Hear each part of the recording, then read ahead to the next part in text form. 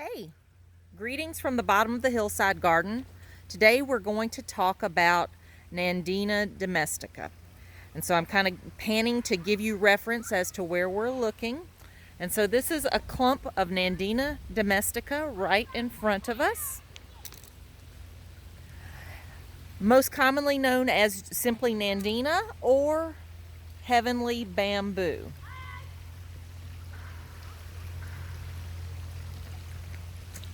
The leaf arrangement is considered alternate. The leaf form is compound. So these are really, really large compound leaves. The leaf margin is considered entire. The plant type is a shrub. It's broadleaf and evergreen. Its height is considered large. This clump right here is currently a little over 6 feet, and it's definitely due for some rejuvenation pruning to kind of bring the overall clump a little bit lower. The form, it doesn't really fit any of our regular classifications. It's described as leggy with a flat top. Not picky about soil, not picky about moisture. For pruning this, plunge pruning is best, and I don't know if you can appreciate it from this vantage point, but there is a clump of foliage at the top, then there's some naked stems, and then there's some new canes, if you will, that are emerging from the bottom. And really, to control pruning, you're going to look at these and take some of the tallest canes and select a height to then shift to lower where the canopy is going to be. And that's what we're going to do with these this winter. After we've enjoyed their fruit, we're going to try and start to reduce their size by slowly lowering some of the tallest canes.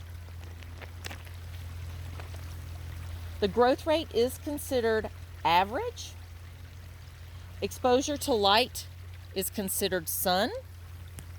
Climactic hardiness zones are 6 through 9. Landscape uses: foundation, groupings and masses. The flowers are considered showy in the spring. They're white and they're described as panicles.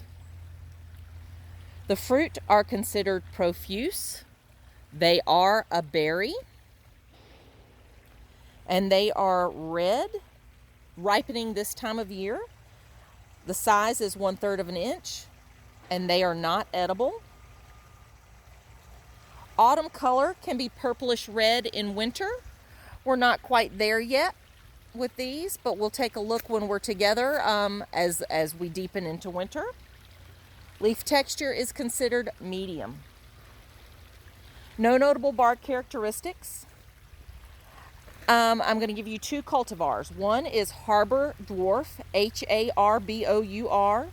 Second word, dwarf, Dwarf. This is a dwarf form that spreads vigorously. The second cultivar is Firepower, 2 words, Firepower. It is very dense and compact. The winter color is described as glowing red, and it's a nice, tight, compact, round form. Pests and diseases.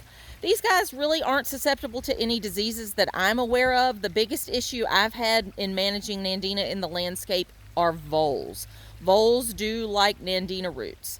And so I've actually lost entire mass plantings of them due to voles. Not a North Carolina native, not a U.S. native. Unfortunately, this is invasive. I found no reference to salt tolerance. This plant does spread by rhizomes, so those are those underground stems that we've discussed before. And as I said, for the pruning, it's kind of plunge pruning, or another way to describe it is thinning. And you're going to thin out or remove the oldest canes every 2 to 3 years. And that's essentially keeping this plant looking in good form and vigorous. References are Durr, page 760. As I said, we are at the bottom of the hillside garden. If you're interested in seeing some Firepower, there are some of those over at the Visitor Center. Thanks.